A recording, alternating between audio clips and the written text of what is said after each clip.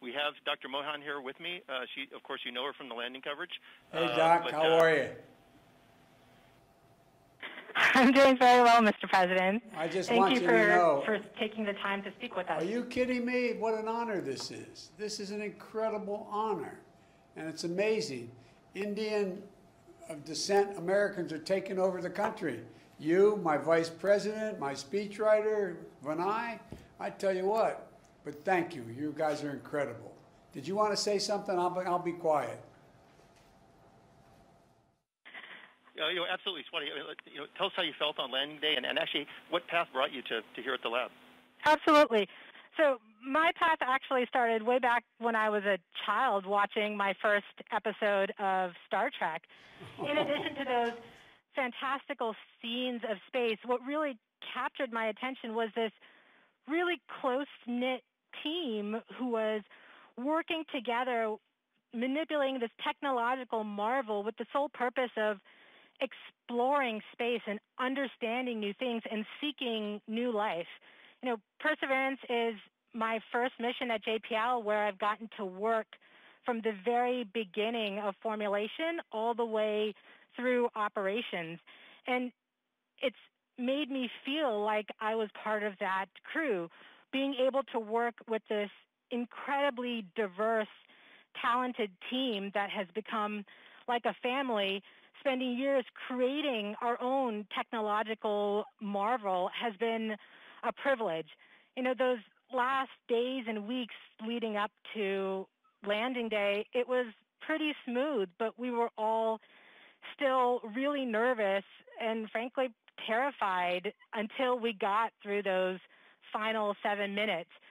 To be able to call touchdown safely, to see those first images come back from Mars, to see the place where we had never been able to go to on Mars before, and go there, reach there for the express purpose of seeking out new life, just made it feel like I was living in a dream.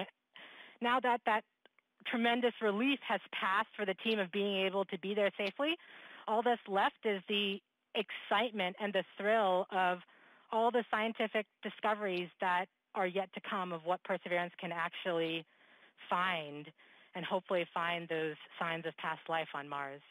Well, I tell you what, you said you feel like you're living a dream. You've created a dream for millions and millions of young kids, young Americans. You talk about STEM. Look, the thing that I found so exhilarating about this, you all did this, the whole team, the team I can see now, and the entire team at JPL. What you did, you restored a dose of confidence in the American people.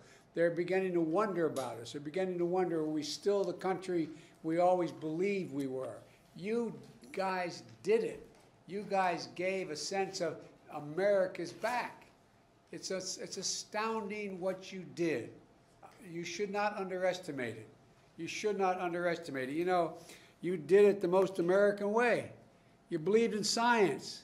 You believed in hard work, and you believed there wasn't a darn thing you couldn't do if you put your minds together. One of the reasons why we're such an incredible country is we're such a diverse country. We bring the best out of every single solitary culture in the world, here in the United States of America. And we give people an opportunity to let their dreams run forward. And I can't tell you how much, everyone was so down the last years about, is America still the font of change, and are we still the country that has hopes and develops and pursues the most unlikely things to happen? And we are. And you all demonstrated it. I really mean this. It's so much bigger than landing Perseverance on Mars. It's about the American spirit. And you brought it back. You brought it back in a moment we so desperately needed. I was talking to a head of state who was calling me about congratulating me in becoming president. And then I later heard from another head of state saying, America's changed so much, They used to be so competent to do great things, and here they can't even deal with the coronavirus. Look how badly organized they are. That was said by a head of state, and America image in the world, and it matters. It matters because democracies have to demonstrate they can run as efficiently and more efficiently than autocracies. There's a big battle going on. Your kids are going to be studying about when democracy once again reestablished, it could do anything, as opposed to autocracies that can just command things.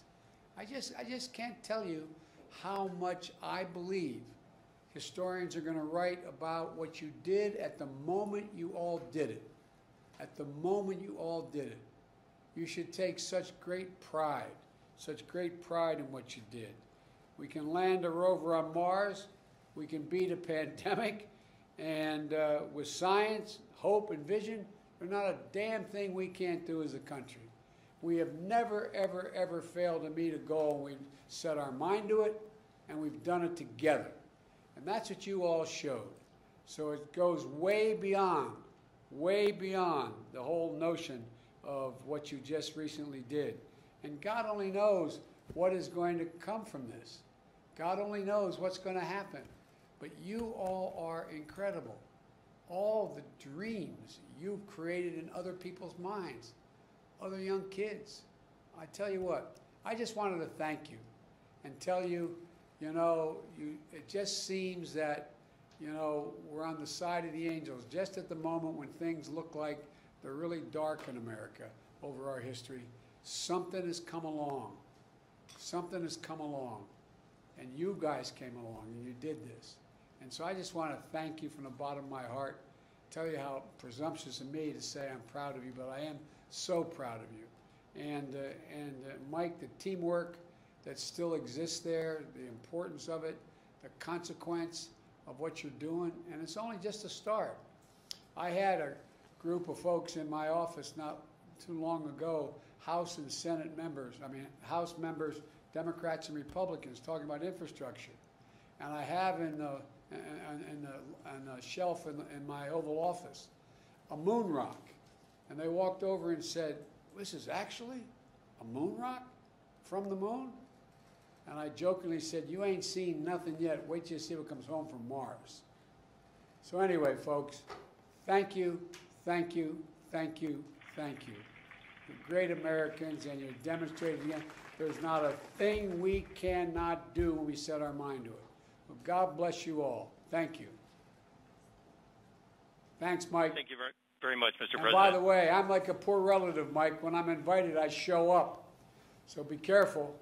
You know, the poor relatives, they show up. We will. They stay longer than they're supposed to. I'm one of those kind of guys. We will be more than happy to have you. To stay as long as you want. I'm looking forward to seeing you all in person. We'll get you in office here. Thank you. Thank you. Appreciate it. Bye-bye.